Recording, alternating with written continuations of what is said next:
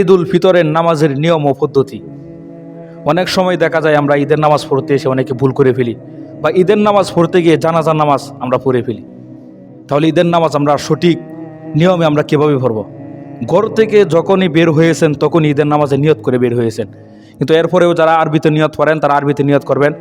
নাওয়াইতু আন উসল্লি আলিল্লাহি তাআলা রাকাআতাই সলাতি ঈদিল ফিতরি মা সিত্তাতি ওয়াজিবুল্লাহি তাআলা মুতাওয়াজ্জিহান ইলা জিহাতিল কাবাতিশ শরীফাতি আল্লাহু আকবার। যারা বাংলাতে নিয়ত করেন তারা এভাবে নিয়ত করবেন যে আমি এই ইমামের পিছনে অতিরিক্ত 6 তাকবীরে ঈদের নামাজ আদায় করতেছি, আল্লাহু আকবার বলে এইভাবে নিয়ত করবেন।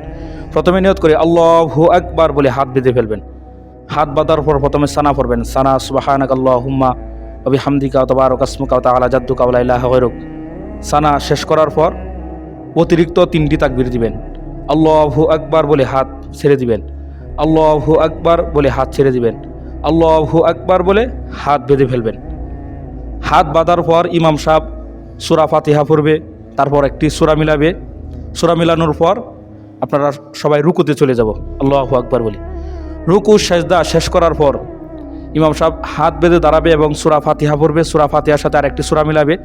সূরা মিলানোর পর আবার অতিরিক্ত 3টি তাকবীর দিবেন। আল্লাহু আকবার বলে হাত ছেড়ে দিবেন, আল্লাহু আকবার বলে হাত ছেড়ে দিবেন, আল্লাহু আকবার বলে হাত ছেড়ে দিবেন, আল্লাহু আকবার। 4র্থ তাকবীর আল্লাহু আকবার বলে রুকুতে চলে যাবেন। রুকু সেজদা শেষ করে তাশাহুদ দুরূদ শরীফ দয়া মাসুরা শেষ করে নুরুদ দিয়ে সালাম ফিরাবেন। এভাবে আমরা ঈদের নামাজ শেষ করব।